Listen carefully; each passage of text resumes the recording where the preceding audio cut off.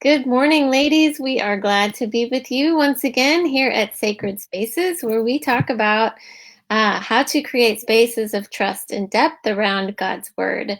And we hope you are loving your times with your small groups, with your Bible studies. The past few weeks, we are loving ours, and so. Today, we are starting a new topic. Happy October to everybody. We're going to talk about the role of the facilitator and just kind of what role she plays and what authority she might have and how she can conduct the orchestra, so to speak. And so the first month we talked about the purpose of small groups. Why do we do smaller groups? We've talked about how we can emulate and live out our identity as Trinitarian last month, and that was a fun month. And so Tina and Anita, let's just kind of summarize some of the purposes and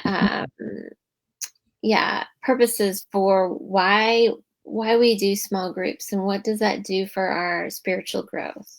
Mm-hmm. Well, I jotted down a few things earlier. The small group is modeled after the Trinity, and we talked about that. And it's also modeled after the way Jesus did his small group with the 12. Mm-hmm. So anyway, there's a number of things, but one is that it's an opportunity to process information that we've studied or that we've heard in class, to start thinking about it, to start reflecting on it, to start thinking, okay, so how does it apply in my life? Mm-hmm. So the small group gives an opportunity to do that or to further it along. Right. Another thing is that as we do that, and as we listen to one another, we can gain perspective on our reflection as well, because we can learn from others, their experiences, their thoughts, their questions, their struggles. And in that we can support one another, we can encourage one another, lift one another up. So those are some things that,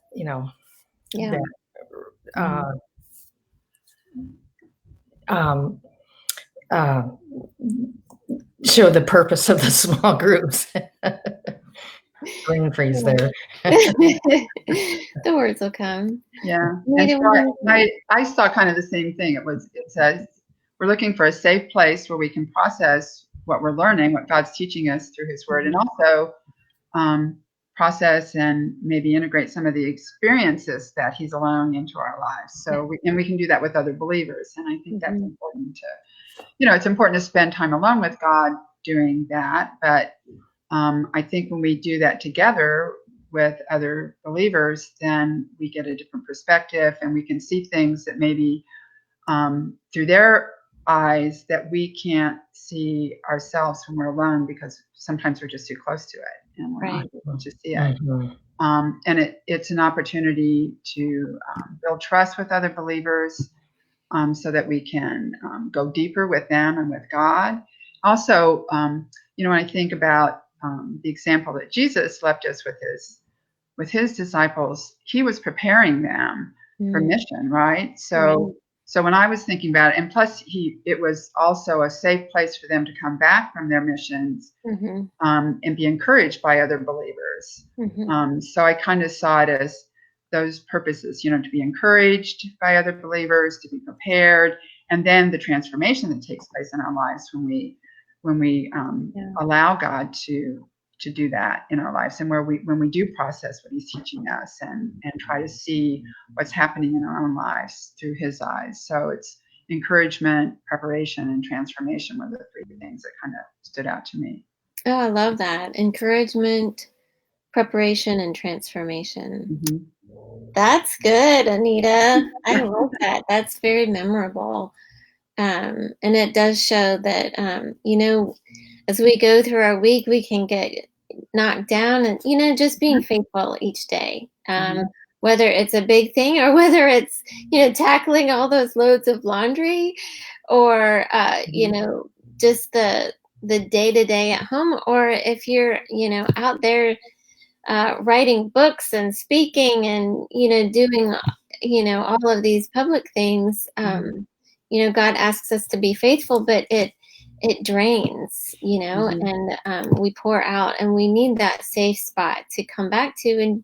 And Jesus, he knew that, because he was that. The Trinity did depend on each other. And I was just reading my daily chapters today, and he was always trying to get away, like, not get away, but he was always seeking that, and like going after that time to withdraw and be with the Father. And then they would follow him, and then he would go back on mission, and then he would go and say, come away with me to a quiet place, and then they would follow him. But it is that pattern of going back to the living water, to sustain through the faithfulness and through the mission that we have to be lights in a pretty dark world right now. I think we can all agree that we're not in a great place, but there's nothing new under the sun also. So keeping these purposes in mind of a safe place, of preparation and transformation and encouragement, how would you describe an environment that would foster those purposes?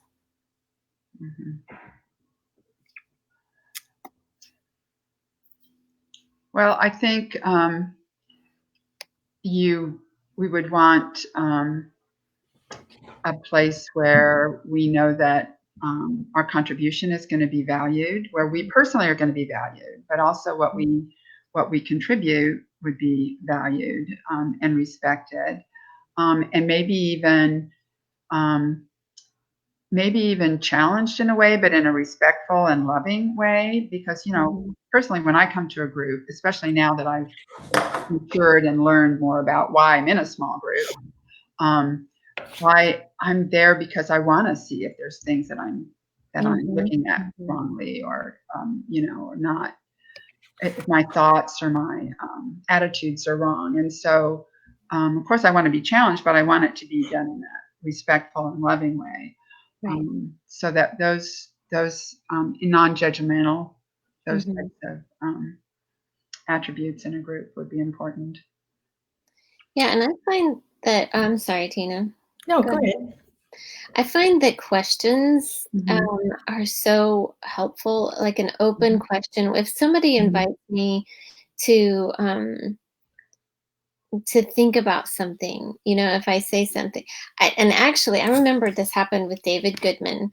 I was having a conversation with him and Nancy about something, and I had said something, made a bold statement or something, and it was a couple sentences later, and David just said, Amber, I have a question. And he asked this open question that helped me to kind of reflect on what I said. And he gave an example, and I could see it in a different way. And just by having him ask me that question. And I mean, he definitely could have said, "Oh, Amber, no, that's not right. That's not right. Like, this is it, and that's not." But he was very curious. I mean, even in his mannerisms and in the question that he formed, that I could sit and think things through for myself, and come to not only a different conclusion, but a broader understanding, which was such a gift, and just showed also his humility as a leader. Another thing for me is commitment. And I'm kind of referring to like at breakaway and stuff like that. But if I feel like people are just coming sort of half-heartedly, or because it's something they do on Tuesday morning or whatever, that doesn't do much for me. But the sense of commitment is important to me because it sends the message that, you're important to me, and this group is important to me, and the subject matter is important to me, and along with that is the confidentiality. Anita mentioned, a safe place, knowing that what I say is not going to be talked about outside of that room, or it's not going to be used against me or anything like that. So those two things are important to me. Yeah. So an environment of safety, commitment, challenge, curiosity, all of that can build an environment where we can, one, have a place of refuge and encouragement, but also a place of preparation and transformation. See, Anita, I'm going to keep using that. So on the flip side, what environment might stifle these purposes or kind of shut things down? Well, criticism, and criticism, and then also the fix-it mentality. That, because or the know-it-all mentality. Those things kind of shut me down because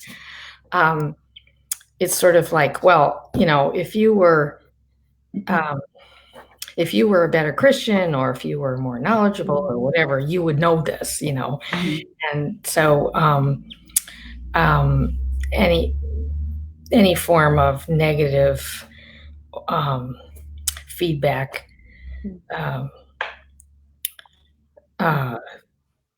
negatively affects the group, I think. And there is a difference between constructive and destructive criticism, and but anyway, I'm talking about the negative kind. Is that kind of like where there's not really a space to struggle or doubt or kind of like figure things out, but it's like, this is just what we think, and this is just what we do. And, I think generationally even, and I'm talking many generations, I was a junior high youth leader, and I was trying to get the students to think about things, and they're like, no, just the Bible says it. The Bible, that's just what we believe. This is, this is it, and that worked for them. But I was like, that didn't work for me when I was your age. I was like, think it through. You guys are going to college in a few years. This is going to be challenged, and the Bible tells me so. Kind of an answer is not going to get. That's not going to make way in your college circles, and then in the upcoming generations, that definitely does not hold true. And so just having a place, if you're just like, this is the party line and we do it because we do it, that will definitely shut people down and maybe even turn people away.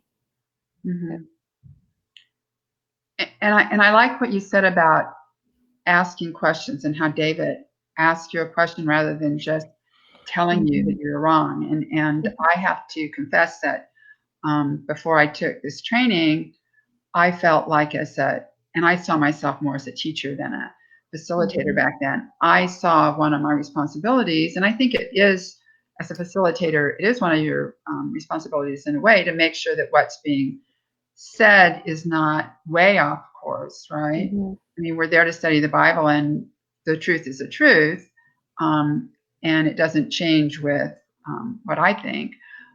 But if people would say things and I knew what they had said was wrong, I would feel like I needed to correct them, and I don't think I did it in a mean or intentionally hurtful way, but I didn't take the time to help them to think it through. I would sometimes just, because I didn't know how to do that the right way. And that's where a thoughtful question can do this. It helps them to think it through rather than you telling them the correction.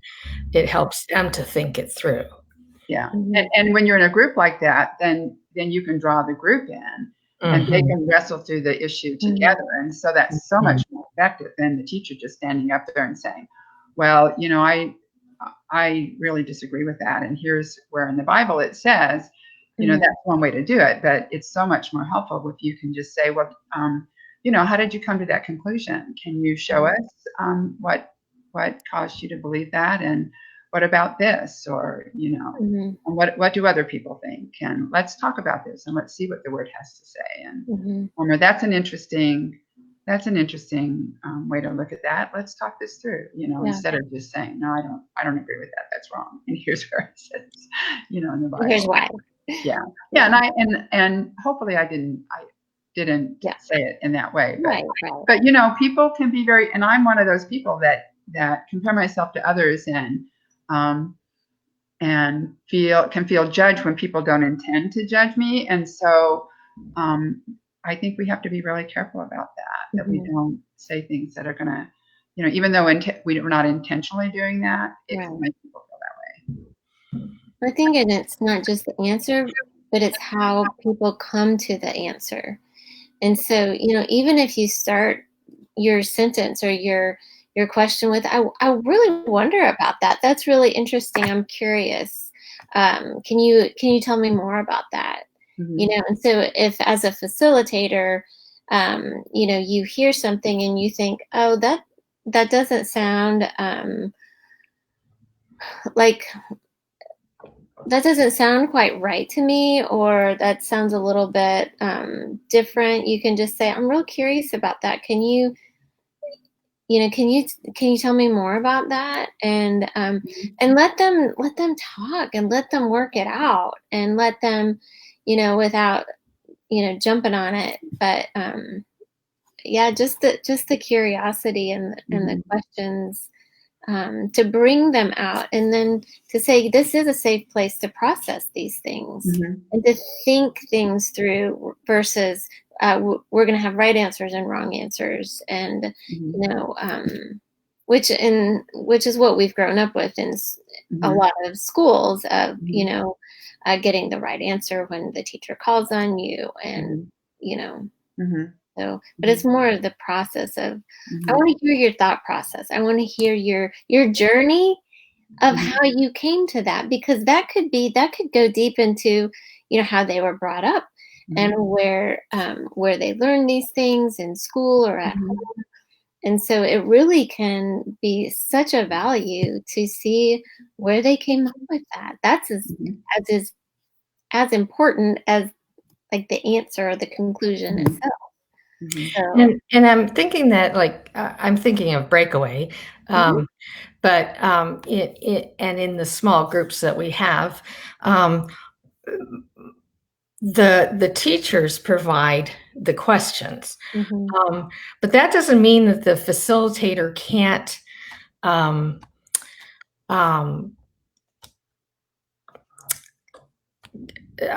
clarify or ask an even deeper or broader question or another question that fits the group. It's a challenge to the teachers to come up with good open-ended questions that promote discussion rather than one or two answers. So that's a challenge for them. And then it's also an opportunity if the questions are like that, it's an opportunity for the facilitator to reword that question to make it more open-ended, discussion-oriented. Okay, I want to kind of camp on this a little bit. We're talking about open questions, And so, what makes a question open? What are some things that make a question Yeah. open? Well, one thing is, like I suggested, that you're not just looking for one or two answers, specific answers. Mhm. For example, let's say you're looking at John 4 with the woman at the well, okay? Mhm. You could ask, so why was the woman at the well to begin with? I mean, that's not a very good question. I don't think that would, that would be on the list, but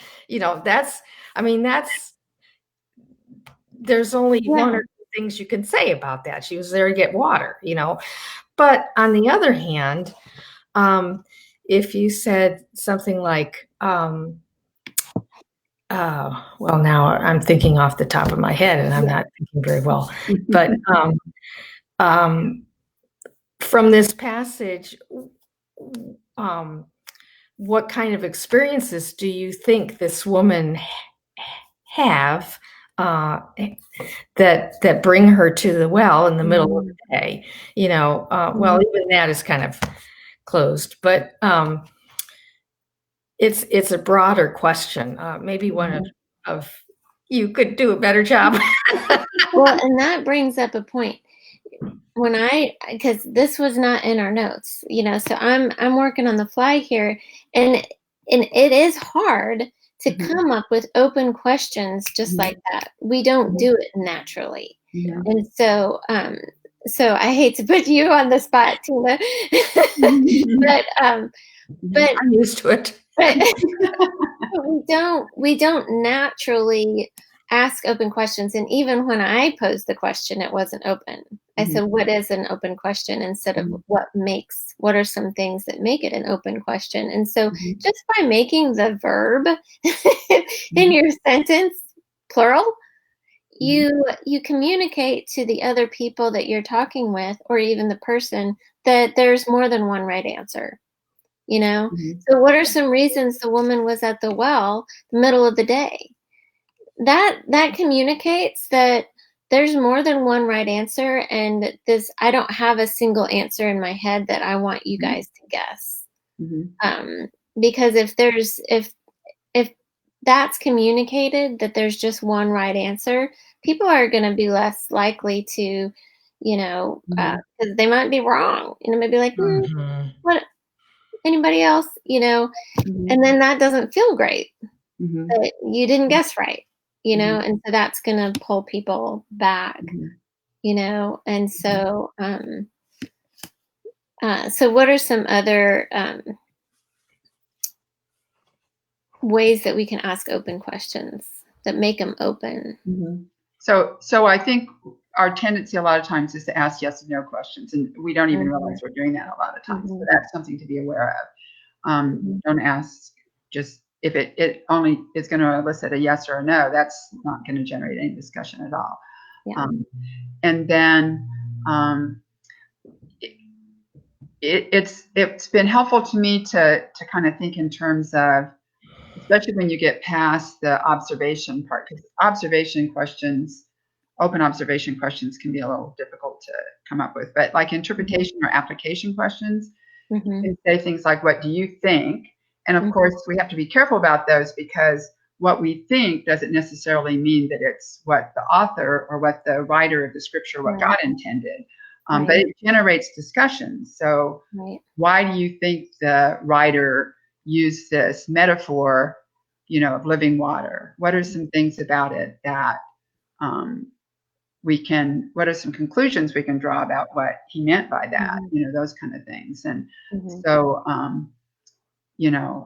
that generates discussion, and it helps you to start thinking in terms of,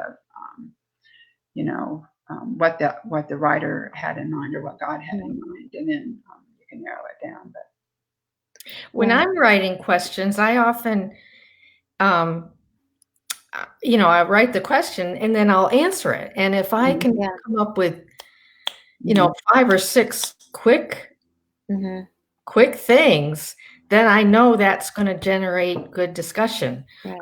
because there's probably more than, and if I can come up with 5 or 6 things right off the bat, if I think Mhm. about it, I come up with more. And Right. so I know that that's a good, that's something that I do that, that helps, I think, a lot. Mhm. Yeah. So open questions have more than one right answer. They inspire discussion versus a yes no, and they usually an open question will ask the participants to think a little bit. Yes. And so they'll require some reflection and some thought, and so so being okay with that silence is, that can be a sign of a really great question, because if people are kind of looking up, or you can tell they're kind of thinking about it, that's great. And just, that silence is golden. And to just kind of wait and let them think about it. But if you ask a question that's so obvious, you're going to get crickets, because people are like, you really just want me to say the word? Right there. Like, I can, but that silence is different than a thought question that people go, oh, I really need to think about that a minute. But giving them the opportunity to think, that can communicate. I want to know your thought process. I want to know what's going on in there. I don't want you to just repeat back to me something on the page that we all see. Sometimes I will ask questions that I don't know the answer to. Yeah. That can be scary too, right? Because I'm thinking, gosh, because I like to have kind of a few answers kind of prepared in case nobody speaks, and I'll give them time to think. But I agree with you, Tina. I do that sometimes too. But then I'm also thinking, boy, I hope God shows somebody some insight on this particular issue, because otherwise it's going to be a lot of silence. And but it does take the pressure off, that as the facilitator, you're not there to know all the answers. You're there to draw people out. There's a video that I love to play about, and it's a conductor, and it's a flash mob. And Michael Coffey actually showed this in church one day, and the instruments come and the people start playing, and then and it's getting exciting and people are watching, and then the conductor comes in. Oh my goodness, he just takes it to the next level, and it's just beautiful. And every time I watch it, I'm just filled with emotion, because the conductor's not playing everything, but he's just drawing people out and he's bringing it all together. And I love that metaphor for a facilitator of drawing people, the best in each instrument, out at the time, and they're making music, and and so a facilitator, that's a really big role to play, to ask the open questions, to create an environment that is safe, and that it's built on trust, where you have a place to encourage, but also to challenge and transform. But then you also have this ability to bring out the best in each person. And sometimes you can quiet this side to bring out that side, the quiet one. And so if you are taking on the role of a facilitator, you have an amazing job, and we want to be here for you for that role, and provide you encouragement, training, and just anything you might be curious about if we talked about it this time. What are open questions, and can you tell us more about that? We'd love to come alongside of you and talk about that more. Next week, we will have a new guest, and we will continue talking about just this role that the facilitator plays to set the tone and the environment, and some of the fun jobs that she or he may play. So thank you for joining us today, and we will see you in a few weeks. Take care.